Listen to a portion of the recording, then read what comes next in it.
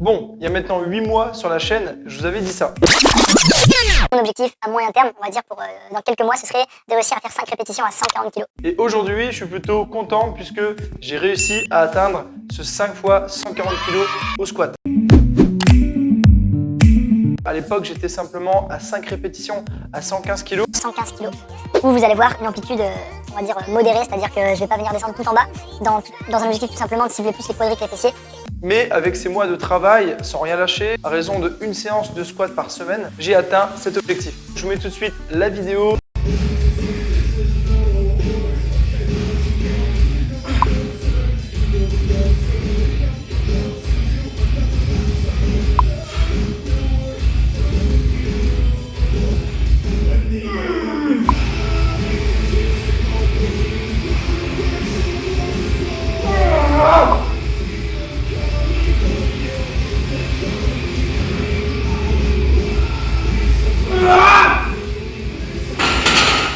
Alors comme vous l'avez vu, c'est une performance qui est relative, c'est-à-dire que je ne vais pas respecter vraiment les critères de compétition, de squat on va dire, comme en force athlétique, où il faudrait casser la parallèle, mais je vais être sur une amplitude qui me convient, fémur parallèle au sol, amplitude dans laquelle mon fessier ne va pas trop intervenir et où je vais vraiment bien sentir mes quadriceps. Alors pour donner un petit peu plus de précision, j'ai effectué cette série en top 7, la série principale de ma séance de squat du jour, et j'avais comme équipement une ceinture ainsi que des chaussures de squat, mais j'avais pas de genouillère. On voit clairement sur la vidéo que la barre elle était quand même assez lourde et que j'ai forcé pour réussir. Je voulais vraiment profiter de ce nouvel épisode de Dans ma prise de masse pour parler un petit peu plus de technique au squat et surtout d'astuces qui à mon sens sont très importantes pour réussir à performer et être à l'aise sur du squat quand on est un pratiquant de musculation. Puisqu'on le sait tous, le squat, c'est un excellent moyen, s'il est bien effectué, en fonction de votre mobilité et de votre morphologie forcément, de prendre des quadriceps et de progresser musculairement parlant sur le bas du corps et également en force évidemment. Personnellement, ça m'a quand même bien fait prendre des cuisses et j'aimerais vous en faire profiter à votre tour. Je tiens juste à préciser, ces quelques conseils sont juste indicatifs et ils ne sont surtout pas exhaustifs, c'est-à-dire qu'il y en a beaucoup d'autres à mettre en place, mais qu'à mes yeux, ils sont très importants et que ce sont même la base pour faire du squat. Le tout premier conseil, et là, ça va vraiment être un prérequis pour réussir à faire un beau squat, ça va être celui d'avoir une mobilité suffisante pour être en position de flexion tout en bas du mouvement, sans charge, sans rien, simplement au poids de corps. On démarre donc avec la position des pieds, vous allez être pied, largeur, bassin. Les pointes de pied, surtout pas vers l'intérieur, pas forcément parallèles non plus, mais légèrement orienté sur l'extérieur. Et là, on est ancré dans le sol. Et une fois que vous êtes en position, vous allez pousser les fesses en arrière, essayer de descendre le dos bien droit pour arriver en position de squat complet. Et là, vous devez être un minimum à l'aise dans cette position. Alors, on est d'accord que ce n'est pas forcément la position dans laquelle vous allez réaliser votre squat, puisqu'on ne va pas forcément descendre au maximum de ses capacités à chaque répétition, c'est même pas forcément recommandé, mais il faut réussir à avoir plus de mobilité que l'amplitude dans laquelle vous allez travailler. Si vous travaillez ici, il faut réussir à vide, à aller ici sans problème, pour être en mesure de toujours garder une marge de sécurité sur ce que vous allez faire.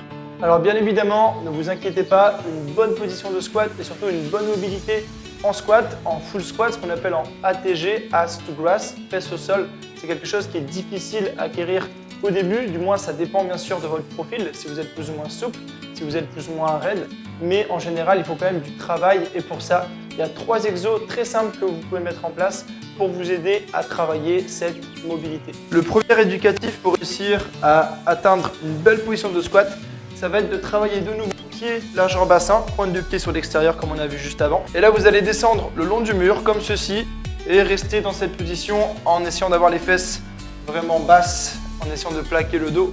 Donc là, ça va déjà étirer vos fléchisseurs de hanches, ça va mobiliser vos adducteurs également. Vous allez sentir que c'est pas forcément confortable au début, mais ça va vous aider par la suite à être à l'aise. Pour le deuxième exercice de travail de mobilité au squat, vous allez travailler au niveau d'un montant où là, le but, ça va être de vous tenir en descendant comme ceci. Vous allez aller tout en bas comme on a fait juste avant. Et là, ici, vous allez vous concentrer sur le travail de mobilité de cheville en essayant de déporter votre poids de corps sur une cheville puis sur l'autre. Donc on avance le genou par rapport à la pointe de pied sans pour autant décoller le talon. Ça c'est vraiment ce qu'il faut garder en tête. Vous allez pousser les genoux vers l'extérieur, faire des petites répétitions et essayer d'avancer un petit peu le bassin. Le troisième éducatif, vous allez travailler à l'aide d'un disque. Donc on peut prendre soit 10 kg, soit 5 kg, peu importe. Le but, ça va être de placer le disque au niveau d'un genou en ayant cette position basse, en position de squat bien sûr. Vous allez appuyer sur le disque, sur un genou, puis sur l'autre, en pensant à toujours aligner le genou avec la pointe de pied, très important. Ensuite, on va pouvoir tenir le disque comme ceci. On va pousser les genoux vers l'extérieur en appuyant avec les coudes sous forme de petites répétitions. Et là, on va essayer de gagner en aisance, en mobilité pour par la suite lâcher le disque et réussir à tenir dans cette position sans problème. Et là, c'est signe que vous avez progressé et que vous êtes à l'aise en position basse de squat. Bon, ok, donc là, normalement, vous avez déjà acquis une plutôt bonne mobilité, ce qui va nous permettre de prétendre à faire du squat et à commencer à travailler avec la barre une fois que cette base de mobilité a été validée. Ici, je ne vais pas forcément revenir sur tous les critères techniques du squat, à savoir le dos bien droit, les genoux ouverts, les talons au sol, etc. Mais on va surtout se concentrer sur des points clés qui, encore une fois, à mon sens, sont hyper importants et même essentiels, sans lesquels vous ne pouvez pas prétendre à performer, on va dire. Ce qu'il faut savoir, c'est que le squat, c'est ce qu'on appelle un core lift. Core, ça signifie le noyau, le tronc, et donc ça fait appel à cette notion de gainage qu'il est nécessaire d'avoir sur ce mouvement. C'est pourquoi la première règle quand vous avez une barre de squat sur le dos, ça va être de travailler votre stabilité, votre gainage de manière à être le plus solide possible sous la barre. Alors bien évidemment, comme vous pouvez vous en douter, le gainage, ça ne concerne certainement pas seulement les abdominaux, mais aussi et surtout, j'ai envie de dire, la ceinture scapulaire, donc c'est toute la ligne des épaules, mais également la ceinture pelvienne, ça va être au niveau des hanches. La première des choses, quand vous allez être face à votre barre, ça va être d'essayer de resserrer un petit peu les mains. Par exemple, si vous êtes sur une prise assez large, testez de resserrer légèrement les mains de manière à pouvoir serrer les omoplates, sortir la poitrine et placer la barre au niveau des trapèzes supérieurs. Alors on n'est bien sûr évidemment pas sur les cervicales. Là ici, vous allez vous grandir et dès que vous déraquez la barre, le but c'est d'être le plus stable possible. Donc on va faire un pas, deux pas. On va être placé, gainé, serrer les abdos, serrer les fessiers. On va essayer vraiment de ne pas se cambrer, mais au contraire de rapprocher entre guillemets le sternum du nombril pour être gainé un maximum et faire un caisson avec les abdos.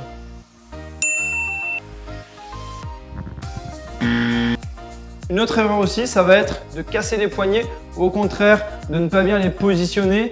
Donc là, vous perdez de la stabilité et vous créez des mouvements parasites qui vont vous empêcher d'être hyper stable. Donc là ici, les coudes vers le bas, on bloque. On est déjà bien placé pour commencer. Donc vous l'aurez compris, une fois que vous êtes bien positionné, bien en place, le but ça va vraiment pas être de se cambrer parce que là vous allez sursolliciter les muscles lombaires et surtout vous allez ne pas assez activer les abdos. Donc vous allez vraiment légèrement rétroverser le bassin. On parle d'une très légère rétroversion sur le démarrage pour faire un caisson. Et là ici, au moment de la descente, le but ça va vraiment être de pousser les genoux vers l'extérieur et de ne surtout pas les rentrer parce que là vous allez mettre à mal l'articulation du genou et vous risquez des grosses blessures, des grosses pathologies au niveau du genou, notamment des ruptures du ligament, des fragilisations du ménisque interne. Donc on pousse les genoux vers l'extérieur, on se redresse et là on a activé les moyens fessiers en faisant cette action si importante au squat.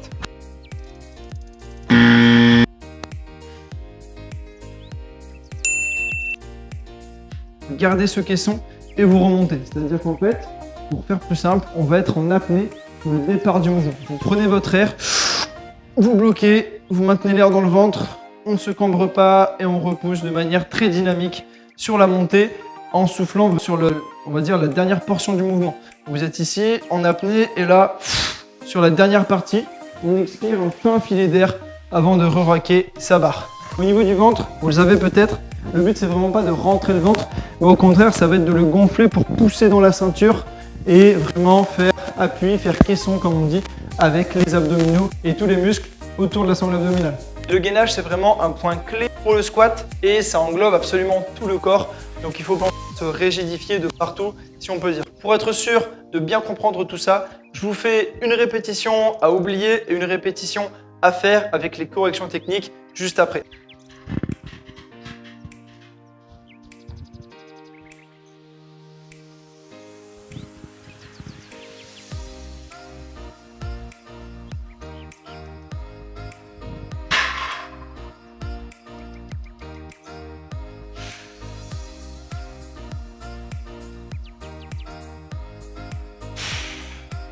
Voilà donc pour cette vidéo et ces conseils sur le squat. J'étais content de te partager cette performance qui pour moi est quand même assez importante, bien que j'espère faire bien mieux par la suite évidemment. Nouvel objectif, on va se fixer 5 à 160 kg. Ce serait très bien. Mais en tout cas, si la vidéo t'a plu, n'hésite pas à la liker, à t'abonner, à activer la cloche de notification pour ne pas rater les prochaines vidéos, à commenter, à la partager. Nous, encore une fois, on ne cessera de le dire, mais c'est vraiment ce qui nous aide le plus pour le développement de la chaîne YouTube. Tiens d'ailleurs, n'hésite pas à me noter en commentaire quelles sont tes performances au squat. Ça me motiverait et ça me ferait plaisir de lire tout ça et de te répondre. Sur ce, on se dit à la prochaine pour un nouvel épisode de Dans ma prise de masse. Je vous souhaite un bon squat avec la bonne technique bien sûr. C'était Florent.